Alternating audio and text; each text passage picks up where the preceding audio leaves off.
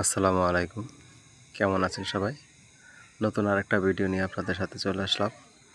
তো আজকে আপনাদেরকে দেখাবো আমাদের ভোলা বাস স্ট্যান্ডের পাশে হেলিপোর্ট।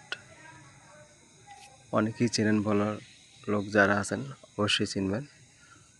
তো চলুন আপনাদেরকে নিয়ে যাই সে হেলিপোর্টের ঘুরতে দেখাইতে।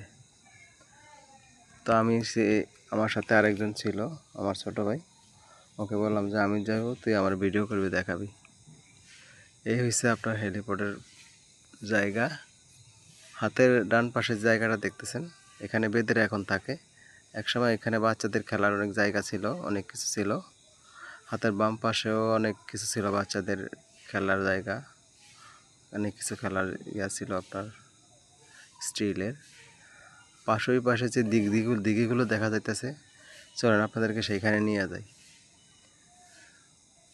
দিঘিটাও আপনার অনেক বিশাল বড় একটা মাঠ। এখানে আগে আপনার প্লেন নামতো। ওই পাশে যে আপনাদের দিঘিটা দেখেন, বিশাল বড় একটা দ্বীপ, বিশাল বড় পুকুর। ওই যে মাঝখানে আপনার যে জায়গাটা দেখতেছেন, ওই পাশে আবার আরেকটা জায়গা আছে আপনার ছোট, ওই যে ওইটা। তো এই পার থেকে ওই পারে আপনার একটা স্টিলের ব্রিজ ছিল। তো এই পার থেকে ওই পারে যাওয়া যেত ব্রিজ দিয়া। ওইখানে ছোট্ট একটা টিনের ঘর ছিল, সুন্দর একটা টিনের ঘর। আবার এই পার থেকে ওই পাশে যাওয়ার জন্য আরেকটা ব্রিজ ছিল। মানে সুন্দর একটা জায়গা ছিল, কি বলবো। মানে যারা দেখছেন, তার 90 দশকে যারা দেখছেন তারা জানেন যে কত সুন্দর একটা জায়গা ছিল এই জায়গাটা। তো এখন এগুলি সব এখন স্মৃতি হিসেবেই রয়ে গেছে। চারপাশটা দেখেন, এই যে বসার জায়গাটা দেখতেছেন, এখানে ছাতা ছিল, স্টিলের ছাতা ছিল। তো বসে একটু কিছু ছবি তুললাম। এগুলো এখন স্মৃতি হিসাবে থাকবে। হাতের ওই পাশে দেখেন আরেকটা বসার জায়গা আছে, চলেন ওইখানে যাই। ওইখানে গিয়ে দেখাই আপনাদেরকে।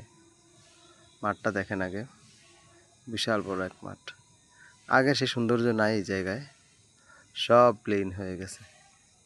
এখন এখানে গরু ঘাস খায়, বাচ্চারা মাঝে মধ্যে অনেকে এখানে ফুটবল ক্রিকেট খেলে।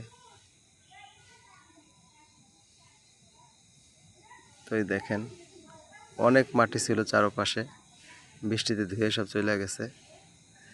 এখানেও আপনার একটা ছাতা ছিল, বড় বিশাল একটা ছাতা ছিল। দেখেন চারপাশটা দেখাই।